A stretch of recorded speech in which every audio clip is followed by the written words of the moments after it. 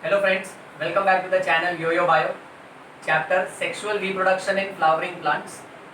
For today's lecture, we are going to talk about the structure of gynoecium, which is also called as the pistil, the structure of ovule, which is also called as megasporangium, and the process of megasporogenesis in detail. Let's quickly start with the basic. The female reproductive part of a flower is called as pistil, also called as carpel, also called as megasporophyll, also called as gynoecium. अब सबसे पहला ये point याद रखो कि हम लोग उसको पिस्टिल, कार्पेल, गाइनेशियम या मेगास्पोरोफिल कुछ भी बोल सकते हैं, ये चारों भी टर्म्स सेम है. हिबिस्कस का गाइनेशियम डिटेल में ड्रॉ किया है. इसके basic part, lower part is called as thalamus, the basal swollen part of the gynoecium is called as ovary, the thin portion, middle portion is called as a style, and the upper portion is called as a stigma. Now the basic concept says ovary के अंदर you will find a cavity which is called as locule, and inside that locule, inside that cavity, what you will find is ovule. Now one ovule, when we take it out and when we zoom it, then it looks like this. We will talk about this in a while. Let us quickly begin with few छोटा points first. अगर किसी flower में एक ही gynoecium, एक ही carpel रहा तो उसको बोलने का मोनोकार्पेलरी कंडीशन, और अगर किसी फ्लावर में there are more than one carpel, it is called as polycarpellary condition. अगर बहुत सारे कार्पेल्स हैं और वो आपस में फ्यूज्ड हैं तो उसको हम लोग बोलेंगे सिनकार्पस कंडीशन. और अगर बहुत सारे कार्पल्स है और दे आर फ्री यानी छुट्टा छुट्टा है तो उसको हम लोग बोलेंगे apocarpous condition. Now from need point of view we are suppose to remember example. Okay, syncarpous condition you will find in a plant called as Papaver, whereas apocarpous condition you will find in a plant called as Michelia. So ये दोनों MCQ याद रखने का. चलो coming back, अब समझो ये gynoecium है जिसके पास स्टिग्मा, स्टाइल और ओवरी है. ओवरी के अंदर कैविटी है, उसको लोक्यूल बोलते हैं. लोक्यूल में there is this tissue which is called as placenta, और प्लेसेंटा से चिपके होते हैं छोटे छोटे बहुत सारे ओव्यूल. अब एक ओव्यूल को बाहर निकाल के हम लोग उसको जूम करेंगे. So let's go into detail. Let's say the मंत्र ओम मैग्निफाई नमः, boom. Now that is how the structure looks like. अब ये पूरा ना एक छोटा सा ओव्यूल है. अब इस ओव्यूल के basic parts, these ovule is showing the presence of two covering, yellow color का covering. Number 1, number 2, this is called as outer integument and inner integument. These two integument in between at the tip shows the presence of an opening which is called as micropyle. The stalk of the ovule with the help of which it is attached to the placenta is called as a funicle, and the point of attachment of the funicle with the ovule is called as hilum. भूलना नहीं, hilum is the point of attachment. Moving on, the basal part of this entire ovule is called as chalaza, and अंदर की तरफ जितने भी सारे cells होते हैं उसको बोलने का nucellus. Then this whitish color का structure is called as embryo sac. अब ये embryo sac कैसे बनता है? Let us see it in detail. This entire structure is the typical structure of anatropous ovule. Anatropous because ये ovule उल्टा है. Okay, you see the funicle coming up and then the ovule taking a turn and the micropyle is upwards. But if you have the funicle, you have chalaza and you have micropyle, यानी ऐसा अगर सीधा ovule होता तो उसको हम बोलते हैं orthotropous ovule. Though there are many more types of this, और बच्चों वो हम डिस्कस करेंगे हमारे एडवांस लेक्चर के वीडियोस में. आज के बेसिक्स में एक और बात याद रखेंगे कि एनाट्रोपस ओव्यूल का ही दूसरा नाम है megasporangium. So ovule is also called as megasporangium. Now यहां पर अंदर की तरफ जो भी सारे सेल्स है ना, they are called as nucellus. Notice the spelling, it sounds like nucleus. देखने में ऐसा लगता है but actually it is nucellus, तो वो ध्यान रखने का. न्यूसेलस में बहुत सारे सेल होते हैं पर उनमें से एक सेल जो आगे चल के डिवाइड करेगा उस सेल को हम लोग बोलेंगे MMC, megaspore mother cell. Full form is megaspore mother cell, और ये सेल शुरुआत में होता है diploid. Diploid refers to double set of chromosomes. Now megaspore mother cell, इसके साथ मियोसिस 1 होगा, तो ये सिंगल सेल डिवाइड होगा दो सेल्स में.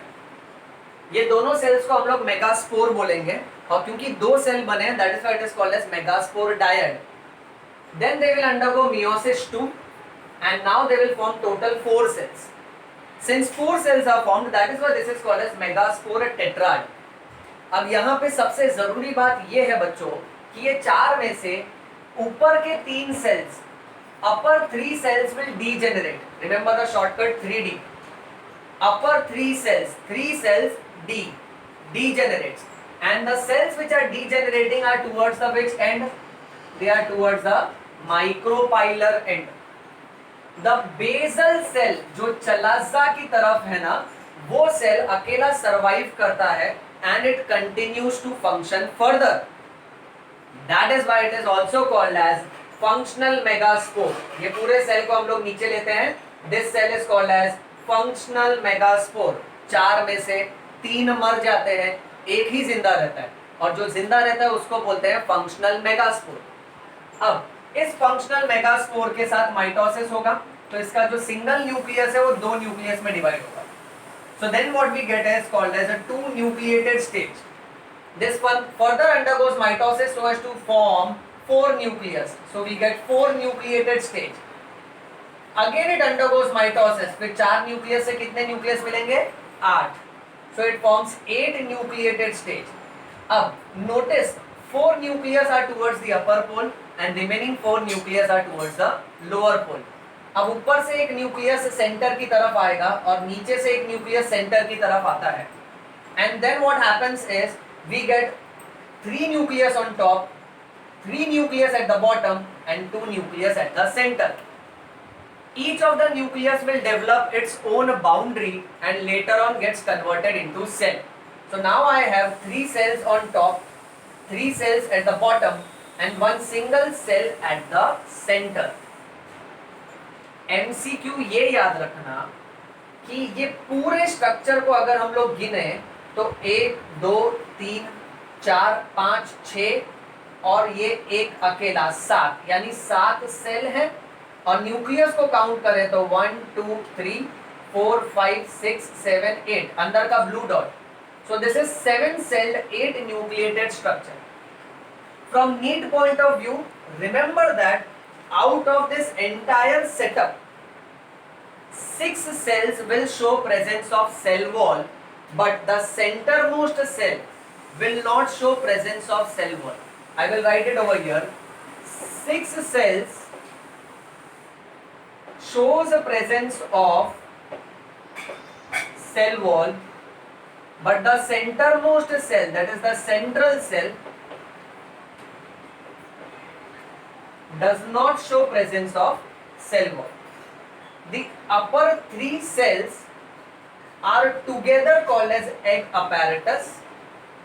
उसमें जो बीच में बड़ा और मोटा वाला सेल है, that is called as egg cell, which is haploid.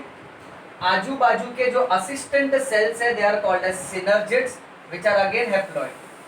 Synergids at the micropylar end shows a prominence which is called as a filiform apparatus.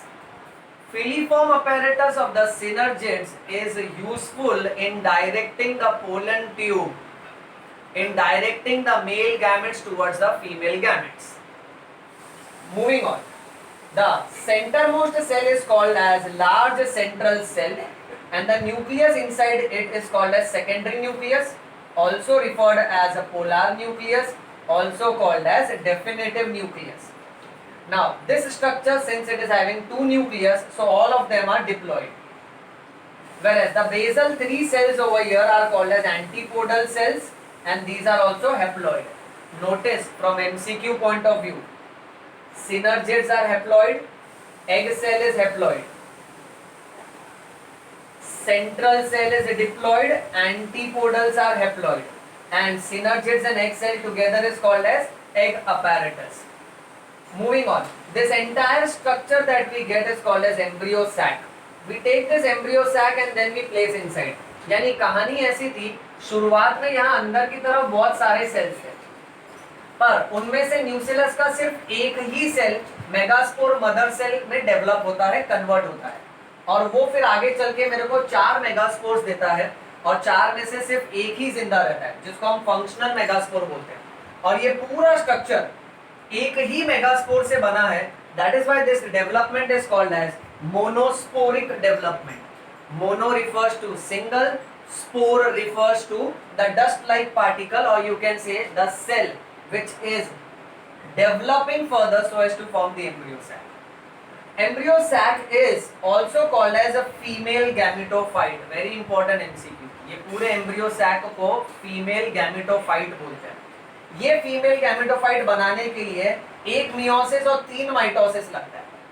Check करो, कहानी शुरू हुई मेगास्पोर मदर सेल से, मियोसिस 1 एंड 2, पार्ट 1 पार्ट 2, यानी meiosis एक बार हुआ और mitosis 1 2 3। सो ये याद रखना, for development of one female gametophyte it involves 1 meiosis and 3 mitosis. Next MCQ, इसमें जितने भी माइटोसिस हो रहे हैं ना, these mitosis are all pre nuclear division. Pre nuclear division का मतलब ये होता है कि karyokinesis is not followed by cytokinesis. यानी इसमें क्या होगा ना कि हर न्यूक्लियस डिवाइड होगा, एक न्यूक्लियस से 2 न्यूक्लियस बनेगा, but they will not form a membrane around themselves. That means the cytoplasm will not divide. So this is an MCQ that you should remember. The mitosis which takes place in female gametophyte are which type of division? They are free nuclear division. Last 2 MCQ. एक ovary में एक ovule होगा, ऐसे condition तुमको किसमें देखने मिलेगा?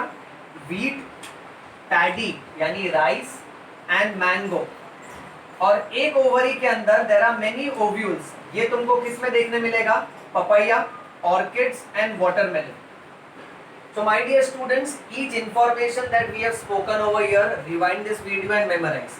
Last point, this entire process of formation of the female gametophyte, that is the embryo sac, is called as megasporogenesis.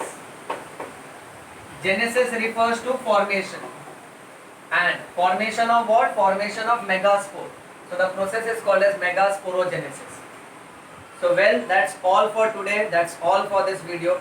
I hope you all have understood this lecture. You all have appreciated this topic. Okay, read bio, bleed bio, yo-yo bio. Stay connected to this fantastic channel. Thank you so much everyone.